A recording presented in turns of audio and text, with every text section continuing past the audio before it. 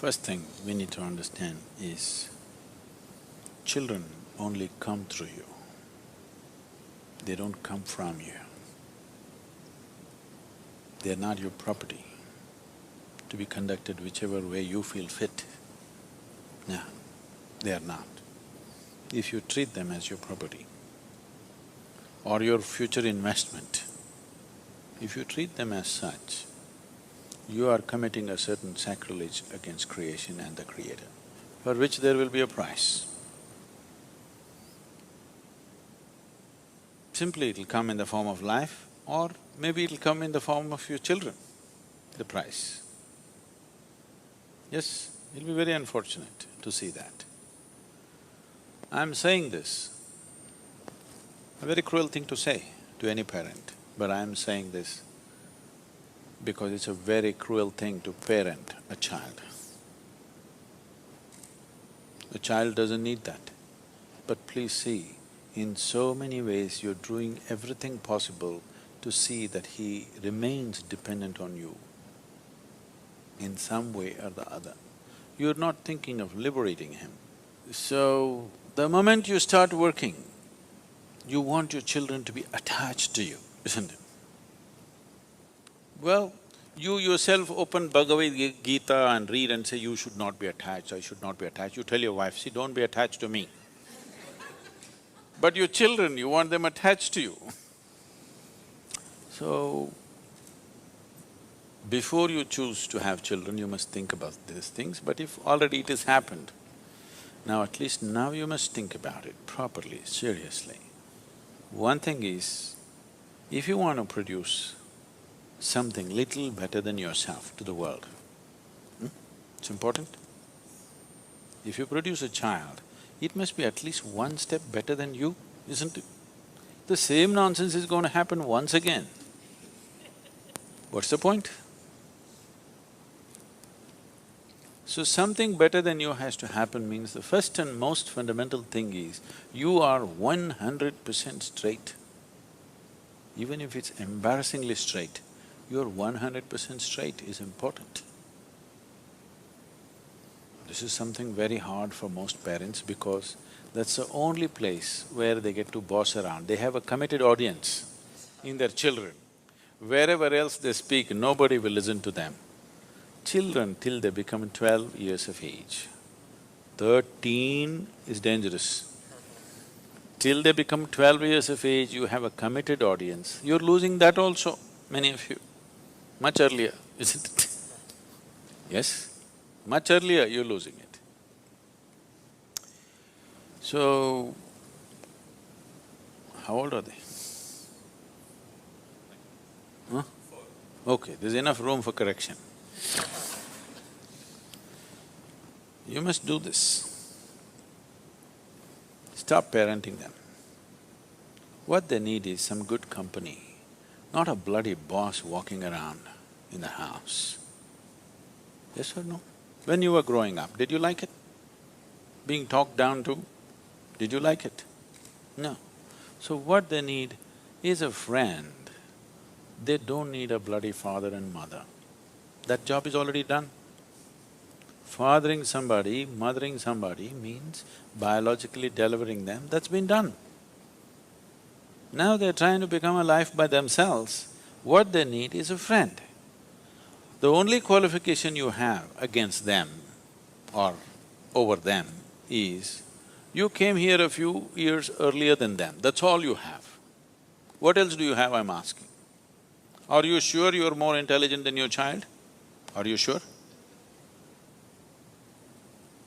The most important thing you need to understand, just you came here a few years earlier than them.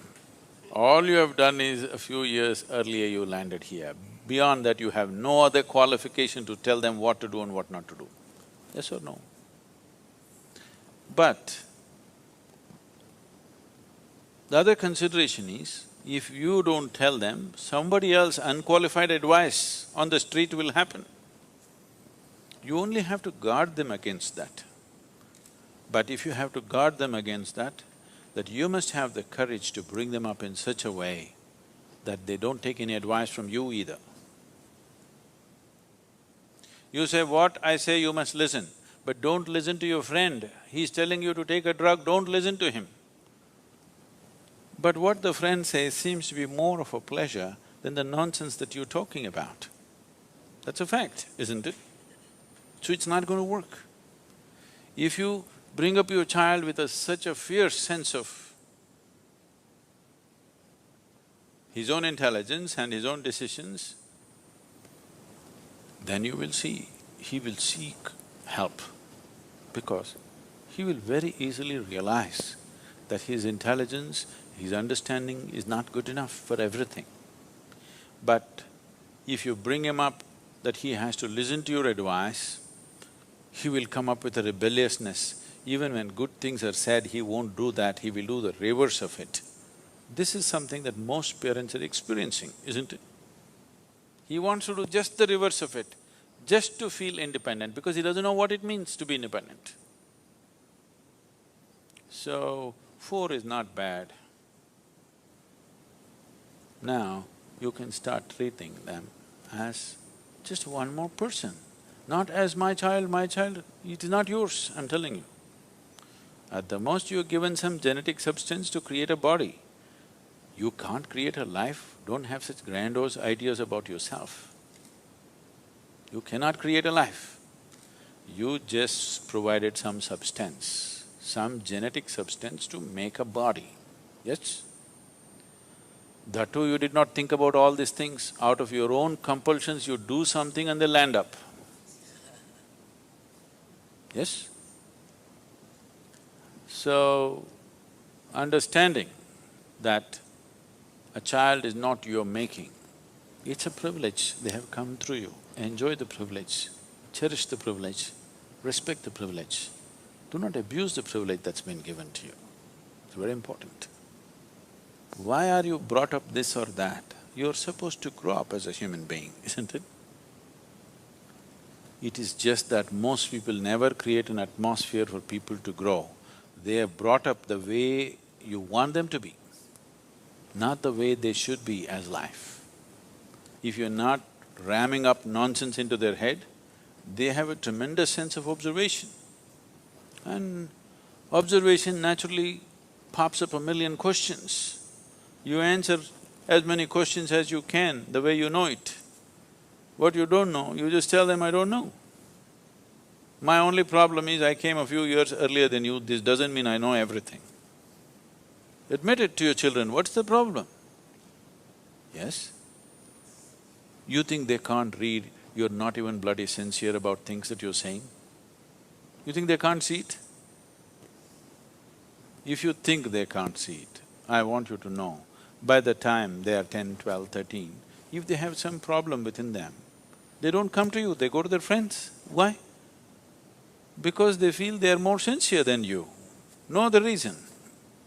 Yes or no? You're acting like you'll drop from heaven. Who wants to listen to your nonsense?